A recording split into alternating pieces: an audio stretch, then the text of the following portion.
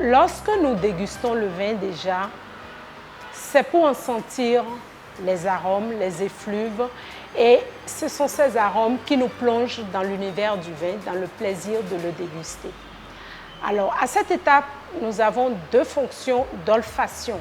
Le premier nez, qui nous permet de sentir le verre à vin sans l'agiter. Ceci dégage les premiers arômes. Le deuxième nez, qui nous donne l'occasion d'agiter un tout petit peu le verre de façon à aérer le vin et libérer les arômes pour dégager les tanins les plus marqués.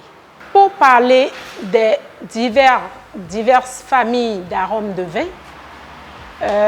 il y en a 14. Mais aujourd'hui, nous n'allons pas vous citer les 14 parce qu'après, nous allons vraiment vous ennuyer. Il y a tellement à dire. Mais nous n'allons pas faire une liste exhaustive de ces 14 familles, mais nous allons vous parler des essentiels.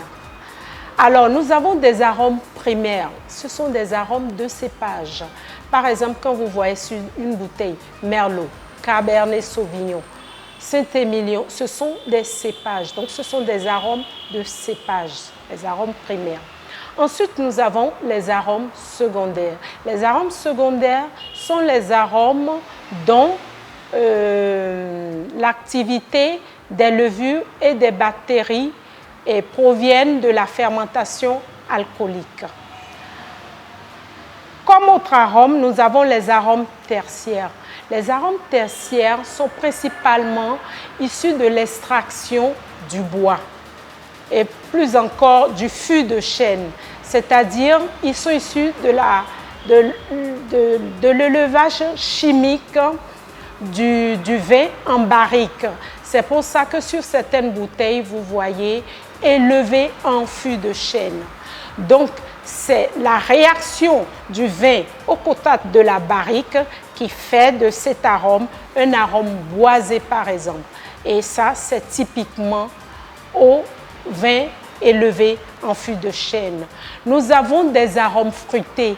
Les arômes fruités ont des parfums d'agrumes, des parfums de fruits secs, des parfums de fruits rouges, des parfums de fruits blancs.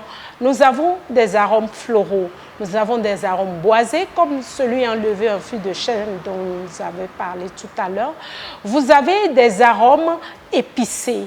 Des arômes épicés avec comme effluve le clou de girofle, la cannelle. Vous avez des arômes minéraux issus de qui sont issus de la minéralisation du sol sur la vigne et le vin.